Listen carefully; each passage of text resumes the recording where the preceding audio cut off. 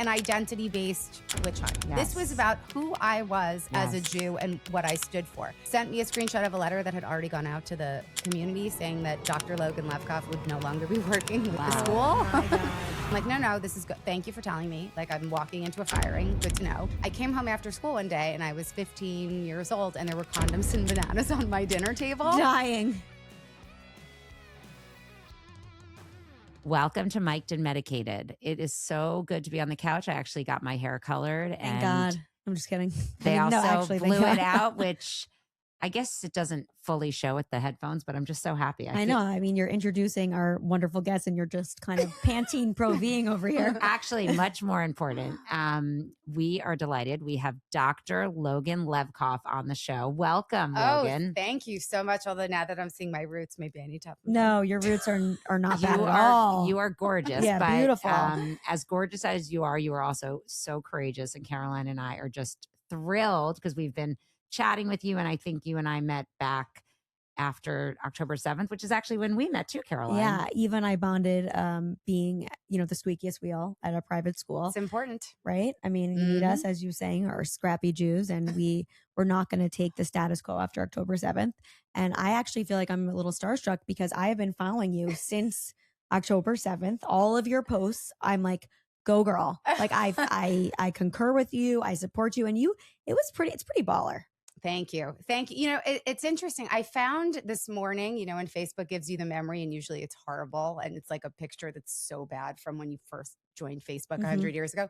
Well, it happened to be, it was a screenshot of a post I made that just said, I'm Yisrael Chai in blue and white. And it said, this was 5 years ago. And I realized that this was the date that people who are, I hate the word influencers, but like Jewish activists online, we call it the instafada, because it was a moment in time when the last big Hamas-Israel conflict and the entire internet all of a sudden flipped the David and Goliath paradigm and started to call Hamas David and Israel Goliath. Yes. And so it was 5 years ago. So when someone says, oh, were you just speaking out recently? I'm like, no, it's been going on for a really long time. And this just reminded me this morning that like 5 years ago, same shit, just people weren't paying attention as much. I mean, 3,000 years ago, same shit as soon as we were kicked out of our homeland. Right. That is true. Before we get into this conversation, I want to make sure that everyone out there listening and watching us knows who you are. And I think it's great to start with your Dr. Logan Levkoff. So my doctorate is in human sexuality, marriage, and family life education. I am a sexuality educator by profession, which means I have cut my teeth dealing with provocative subjects. So I'm used to being hated by most people at any given point in time. Are you the teacher who puts like the condom on the banana? I have been, yes, Okay. many a time. Many a time. And I actually started in this field. I grew up on Long Island. And it took me a really long time to get rid of the accent, and occasionally it comes out. I'm like actually shocked because my dad's from Long Island and I sound more Long Island than you. I worked really hard. Someone sent me a clip of something I had done on TV when I was 25 years old, and I heard it. I saw the Ricky Lake one. Yes, I had, and the accent is so heavy. And I think that I just didn't want everyone to automatically discount who I was because of this accent I well, had. your tattoos are going to throw people off. A lot of Jewish girls from Long Island with tattoos. The blonde often throws people off too. Everything throws people off. I like to keep them guessing, but me too. That's the best. Being irreverent's the best. So wait, I mean, I love this. So you're a sex teacher. Yes. By the way, thank God. I want to call you Dr. Logan. Wait, I can't believe that she didn't see your lingerie drawer, which is basically looks like a hospital postpartum drawer. You gotta help her. That. That's another thing. I'm sorry. I've got to. She's so hot, and we'll work on that. I don't know if that's like something you do on your off time. Is that part of what you do as a sex doctor? I'm curious though. Like, how long did you know you wanted to be a sex doctor, and why choose children versus go the Dr. Ruth path and work with adults? It's funny because so the Long Island component of this story is that growing up, it was this weird blip in time when people really didn't talk about sex, but it was HIV and AIDS, right? And everyone was talking about how sex could be deadly. And so my parents, for whatever reason, and we weren't like super liberal. We didn't like talk about sex a lot. I came home after school one day and I was 15 years old and there were condoms and bananas on my dinner table. Dying. Yeah. And I looked at my parents and said, like, what's happening here? And they said, this is how you use a condom. And next week you are going to go to training to become a peer HIV and AIDS educator. And so I did. And what I found, I was a model Congress kid. I was a debater. I was mouthy. I'm sure you're shocked by that information. Yeah, but you seem so shy. And what I learned was that I was really comfortable talking about things that made other people uncomfortable. And I found that when I went to college, I went to the University of Pennsylvania. And I found like all of my friends who were these bright, sophisticated women, we were just so dumb when it came to sex. And it wasn't like not using protection. It was no pleasure, no equity. We weren't getting the relationships we wanted. And so I found myself doing the same kind of stuff at Penn, writing Penn's first anonymous sex advice column, writing about— Ooh, what was it called?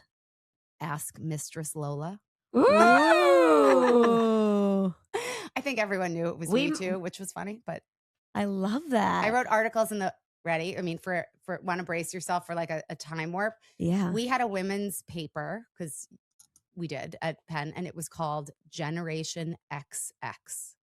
That's funny. That's I kind of like that. Right. Generation XX, which would be very controversial these days with the way in which we define lots of words. But I wrote columns about.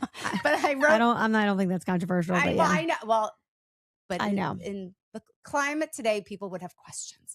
Yeah. But I wrote about female masturbation. There were a lot of cool things. I'm impressed. I did grow up with like my grandma who's still alive is very forward about her sexuality and would always say things to me like you should do this or you should do that. And I was always kind of like, so it is a thing that people are just uncomfortable with. It is, but I think it's also because we don't have practice in talking about it. So similar to Jewish peoplehood, right? Because I can make the leap here is that if we don't talk about things, then all of a sudden they become scary or taboo. But the minute we start taking ownership of it and using words and saying sex and sexuality are really important parts of our life throughout our life, then all of a sudden you're like, oh, yeah, cool. I mean, yeah, cortisol is the biggest killer. So like sex probably lowers your cortisol. So like people should be banging. That's the issue. These kids are all so messed up and like so confused what's like right and wrong because nobody's having sex anymore. I have some very serious concerns about the lack of intimacy with young people these days. COVID put an exclamation point on it because we said stay apart and you can't read body language and you can't touch each other at all. Right. Because I think the Me Too movement had these negative unintended consequences because a lot of the intimacy, you are kind of stumbling through this when you're a kid and figuring it out. Like if you're a teenage boy and a girl could walk out of the room and have a different story, like that makes you afraid to do anything. The conversations around sex, and I think, and again, maybe with the best of intentions. And when I've done a lot of parent talks over the years. And, when someone talks about, how do we deal with issues of consent? My take on it is always, no means no is an important part of this picture, but it's not the only thing. And we also need to be talking about how to know when to say yes and how to feel empowered by the decision to say yes. Right. It's not just the fear of the negative. It's also how do we feel empowered to know that we're having these really meaningful conversations and we're getting what we want and we're giving someone else to the space to speak up and say what they want. And I think it's important to also tell women to respect their bodies, right? And the differences between a woman who sleeps around like the village, rides a village bicycle might get a reputation, just the truth. But like if you own it and that's like you make those decisions, it comes from a powerful place, it can be interpreted differently. Yeah, I mean, versus the drunk girl who's always in the room. Do you know what I mean? It's like taking control. Well, I have honestly, I have like always this visceral reaction to any kind of like slut promiscuity thing because I fear that that's a whole system that just makes it bad for everyone, like girls and boys for that matter, right? It's a system that teaches us not to trust each other, that like boys are innately predatory, which is bullshit, obviously, that girls like there's this magical window in which like it's okay, which jeopardizes our ability to speak up for ourselves and pleasure. It also demeans boys when they don't want sex, for the sake of wanting sex. I didn't think about that. We demean their masculinity. We question their sexuality. So I just think it's bad. I would so much rather someone say, you know what? I'm curious about sex. I really feel empowered by it. And I don't give a shit what anyone else thinks. Right. Well, I grew up also in the, HIV era. Yeah, like, I get it. Late 90s, early 2000s, I was getting sex ed. So I was also terrified of getting HIV. Even though who did I, my high school boyfriend at Harvest Man, did I really think he had HIV, God forbid? But I made him get tested. I was crazy. But there were stories when I was growing up, right? And there were Allie Gertz. Yep. That story, yeah. Listen, Allie Gertz's story was why all of the Long Island parents got involved in conversations about HIV and AIDS. Yeah, we should circle back it made it real. Showing up with bananas and condoms on your table, and then that sort of opening up this sort of power or superpower that you had is speaking about taboo topics. Can you imagine my parents being like, she was going to go to law school, and now I'd be so proud. No, they are. Are they comfortable talking about sex or no? Or is it still awkward? Yeah. And my grandparents, when they were alive, loved to talk to me about sex afterwards. My grandfather, who was my person in life, this always angers some people. You find out who you are with this question. I don't think we have romantic soulmates. Professionally and personally, I think we can have both. Different types. Well, I think there's not one person who fills all your needs. It's impossible. That's a lot of pressure to put on someone else. But I think I know my person was my grandfather. And up until the day he died, he used to carry around my business card. And when I would go see them in Florida and we'd be at the golf club, he'd be telling all his friends, he's like, this is Logan, my granddaughter. She talks about sex, but she won't talk to me about my own sex life. I love that.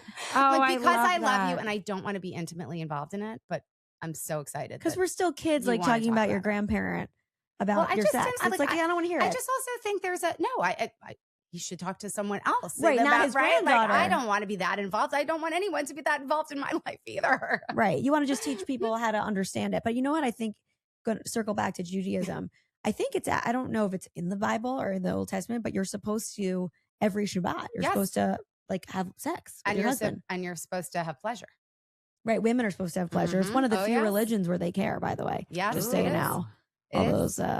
But you asked me a question, which I clearly did not answer, about why not, why kids and teens and why not adults? And the answer is, when I started, I was talking about all issues across the board.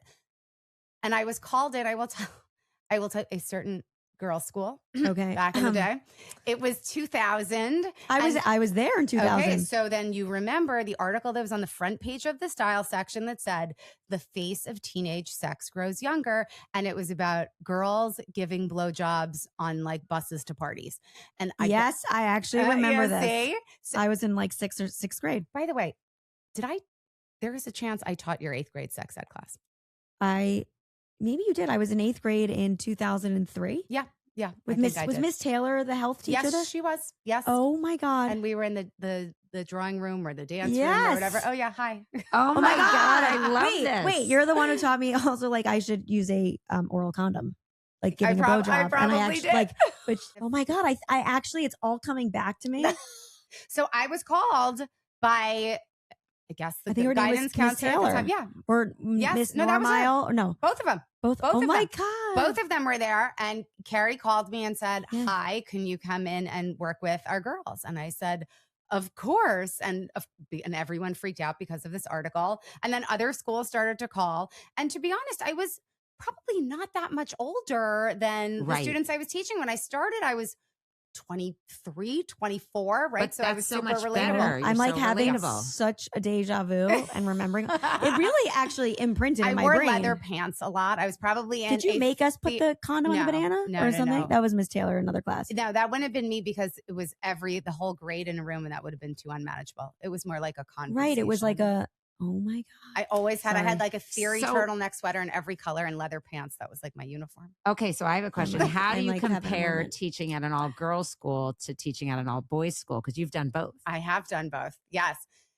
It depends. No, it's girls honestly, are smarter. No, I'm just kidding. It's a joy, both. I think the bravado, right, is often in an all boys school. There's a lot more drama about what they know or how to push the envelope to see if I'm uncomfortable. And as I always tell groups that I work with, I've I've been doing this a long time. I've heard everything. There's really nothing that makes me uncomfortable at this point. So you can try, like, don't consider it a test, but if you have a question for me, I'm going to answer it. Just be prepared. I am going to answer it. I feel like also because you're very beautiful and that it must have been awkward for some of these boys, like being like, I don't know, can you imagine being in that awkward age where you can like randomly have an erection and like this like hot girl talking about sex? Okay, but anyway, I mean, I think, first of all, did you ever think talking about sex, being a doctor of sex would lead you to be, now I would call you one of the biggest Zionist activists of our generation in New York City at this moment? Also, can we define for people who are morons also our word of the week? And don't look at Wikipedia because they don't have a 100% accurate definition. Oh, definitely not. All right, so what is Zionism, Dr. Logan? Zionism is the self-determination movement for Jews in our ancestral homeland. That is what it is. I have a show called The Sexy Side of Zionism on Izzy Stream Israel TV, which is just like Netflix, but for Jews. Smaller. It would be amazing, but amazing. And I always ask people why Zionism is sexy. And someone who we'll talk about later defined Zionism today for me as love, because it's this joy of peoplehood and history and pride and story and resilience and grit. And I think that that's really sexy, I have to say. Me too. But and yeah, I also feel like, you know, thank you for defining that, because people are confused. They think we're a religion and we're kind of the same as Christianity, just different holidays. And it's sort of like we're Italians who couldn't go back to Italy for so long, and now we get to go back, and people are like, well, you don't deserve to have Italy. And let's just acknowledge there were still Italians in this case in Italy. Of course. They were still there. They never, the entire They couldn't say they were Italian. Didn't leave all at once. But people love to malign the word Zionism. And what bothers me so much is I don't understand why we let other people who have not just no idea what it means, but also no idea who the Jewish people are define. Even Jews don't understand who the Jewish people are. And we did, I think we en masse did a huge disservice. We, especially in America, we focused on Judaism as being a faith and not what it was, what we are first and foremost, which is we are a people. We are a people that come from a place. You know what that place is? Israel. Judea, which is Israel, the Eretz Yisrael, the land of Israel. And it's mentioned in the Quran and the Old Testament and the new one. I actually think part of what makes it so hard is because I'm one of the people who I think didn't have a deep understanding when I was younger. It's like we're a race, we're a religion, we're an ethnic group, we're a people. And I think that's the best basket to convey like who we are. Actually, but we're white, we're black, we're brown, we're Arab, by the way, Jews are conditionally white. It depends on who you ask. Exactly. Right? I was going to say World War II. We're not white enough for others. So exactly. It depends, and depends on who you're with, how they see you. But to me, what we forgot is we forgot the peoplehood story. We spent a lot of time, and not maliciously, but we spent a lot of time focusing on practice and faith. And as we know, you could be Jewish and not believe in God. You could be Jewish and not do Shabbat. You're still right. You're still a Jew because it's not just about practice. But we spent a lot of time being lumped into the religious category here in the States. And I think that's what makes it so complicated is people say, what do you mean you're a people? Well, I think it was really a reaction to World War II because Hitler made the Jews a race. And so I think we didn't want to be a race because of what happened, And I think that's where all the assimilation came. And I think in America, there was this being scared of being considered a different race again. And we sort of, we took Christianity and we added a little blue and white to it. I mean, that's kind of what we did. It became like Hallmark. I think the reform movement went so far into Tikkun Olam, so far into, Tikkun Olam is to give back in Judaism. To give back. And so at these... We're now going to Tikkun Olam our asses to the gas chamber if we don't get shit straight.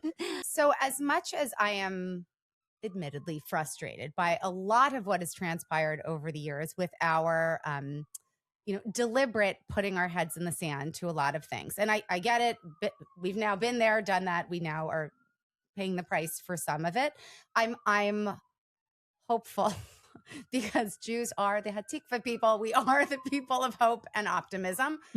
Despite the neuroses, we also have the hope part. How could we not be neurotic? But it's good. It's like we have neuroses, but also we're hopeful. So I hope that that this post October 7th was the alarm going off that reminded people, okay, wait, we need to reevaluate who we are and the stories we tell. And, look, we may have dropped the ball, but now we're going to have to take ownership of it, admit to our children that we dropped the ball and move forward one step at a time, but we're going to get it done. I agree. I mean, there's the October 8th Jews, which is a lot of us. I mean, I grew up culturally Jewish, my grandparents, but to understand the what they went through, you can't really grasp it until seeing now the anti-Semitism that's happening and anti-Zionism, which is the same thing. And then you go, oh my God, I see how this happened, or I see how they wanted me so badly to marry a Jewish person so I could keep the lineage going. You've definitely been on people's Instagram feed lately for not just being a proud Jew with your amazing post, but because you're kind of the center of a little controversy of you were laid off of your job, a huge one, okay, after teaching at a school for 21 years. So this happened March 16th. So bring us back to that day. Yes. So I have been a proud sexuality educator in a lot of schools, as you know.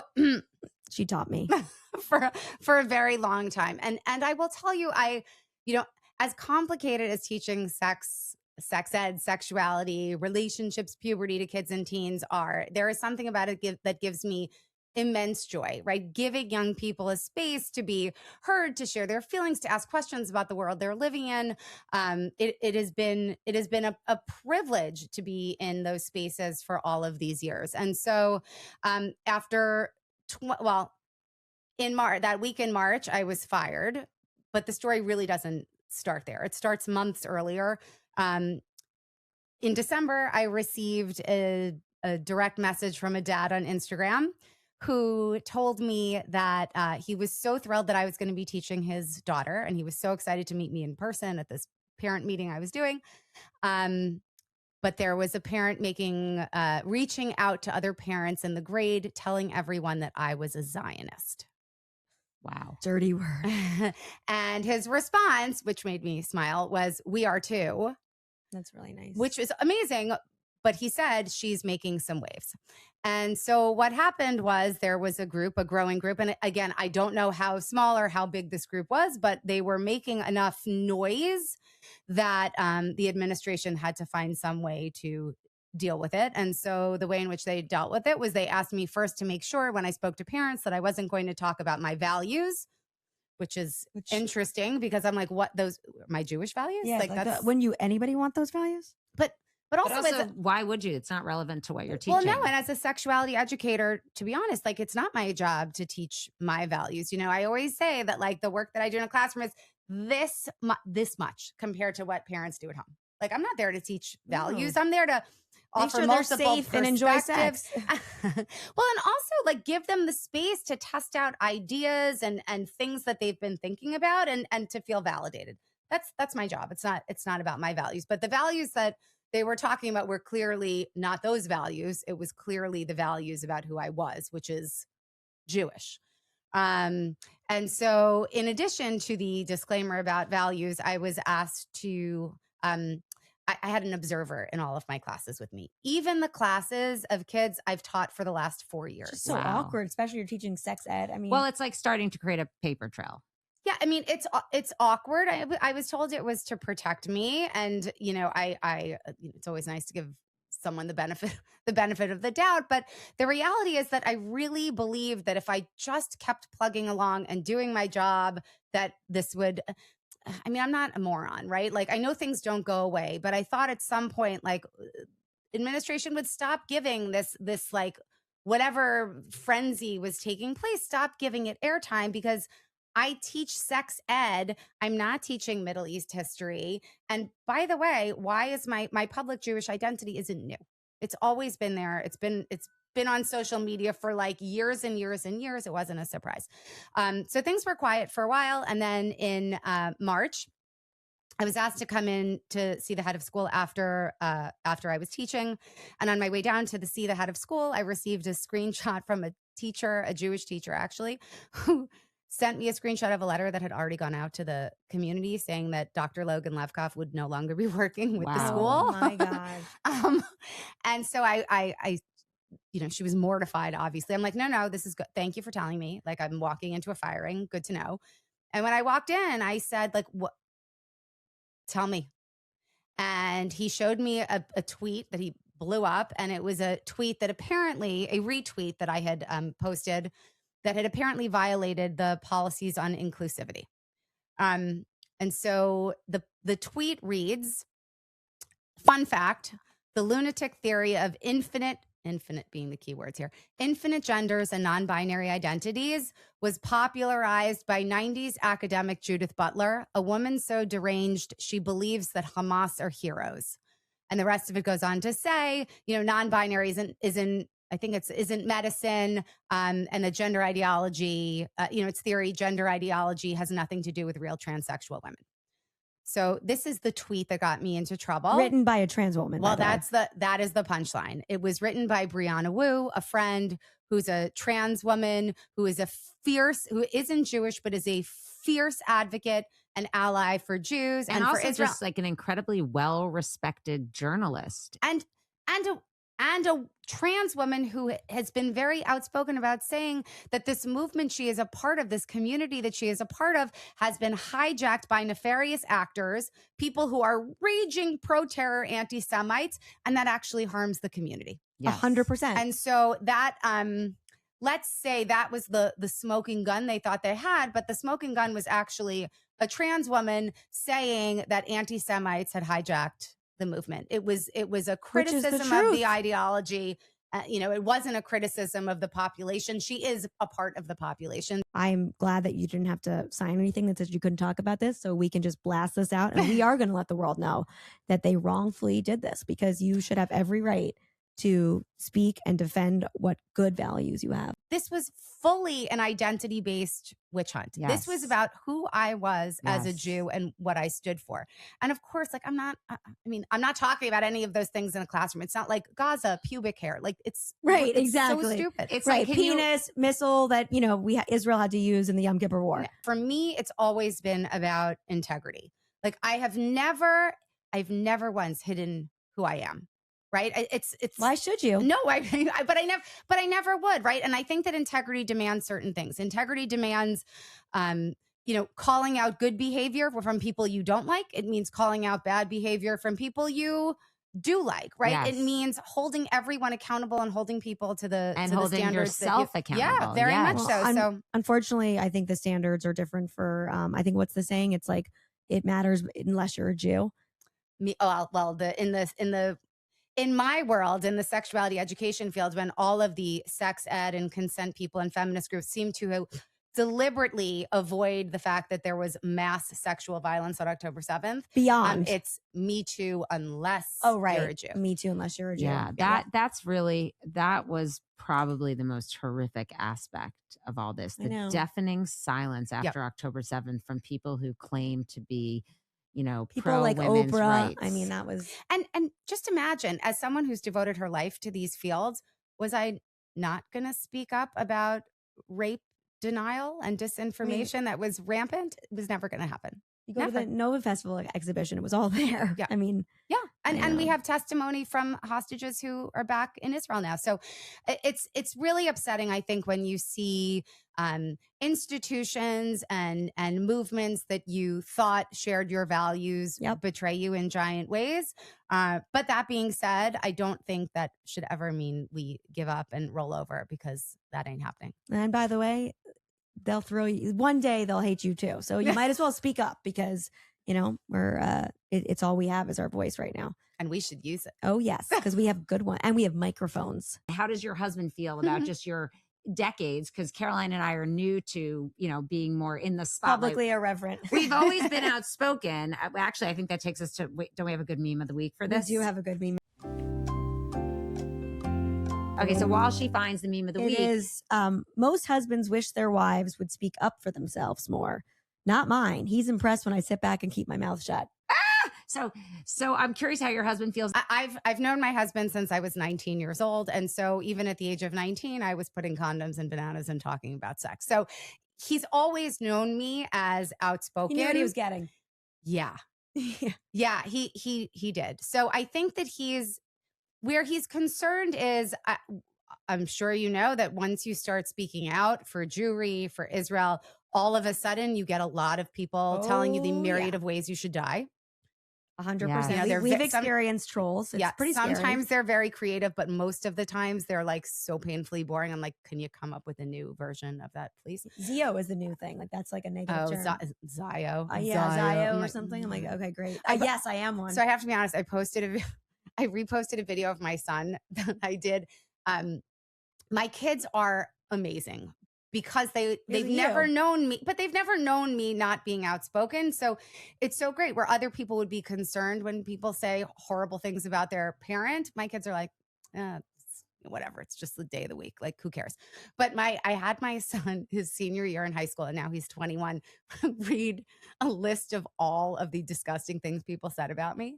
And it's like, literally every horrific thing, some like slut shaming, Jew shaming, everything. I'm even trying to think of like what I can say and what I can't say on this podcast. So he say anything. So he reads them all, and at the end he's like, or as I like to call her, Mom.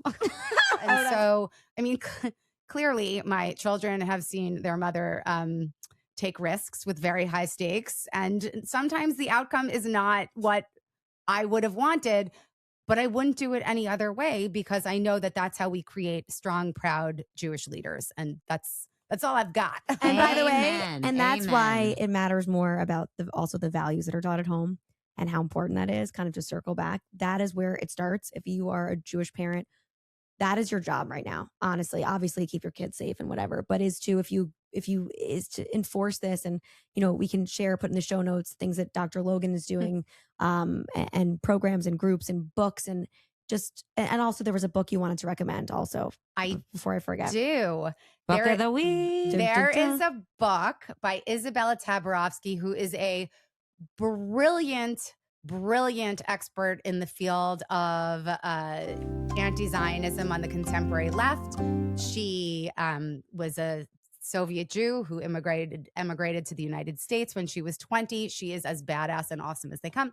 And she has a new book called Be a Refusenik, The Jewish Student's Survival Guide. We're going to put that in the show notes. We hope all of you read it. And just to add to what Caroline said, we're not going to do this alone. We need allies. So we appreciate every single one of you out there listening to us who is just taking a chance and learning more about, And we have a lot of them. We're really not alone. Speak up for us, okay? So, but like, honestly, right? I mean, I don't think we're alone because we have each other too. But you know what? Because we're Jews and we have to end with a little humor or a little tikva hope, I got to end with my story of the week, which is Jewish as it comes. No, literally, I was picking up my husband from his colonoscopy today, and he's like all out of it. And I was like, honey, how are you feeling? Like, I think we should go to Hermes right now or go buy jewelry. It was really funny because there was people in the waiting room who were like laughing, and that was my story of the week. Manipulation. It's just funny. That was like, it was a good Jewish wife joke, picking up the, it always sounds better before it comes out of my mouth. No, it was great. It's a great story. Was he groggy enough to go for it? Yeah, he dropped his phone like on the floor. Like he wanted it, and then he like just dropped it. And I was like, we are getting in a cab and we're going to Harry Winston. But thank you so much, Dr. Logan Levkoff, for being here, and just thank you for doing everything you do. My pleasure. All the time, and we hope we make you proud by standing up to the trolls. And yeah, we are Zionists, so you do whatever you want, trolls. And with that, I think we're gonna mic drop, right? Thank you so much. Mic drop.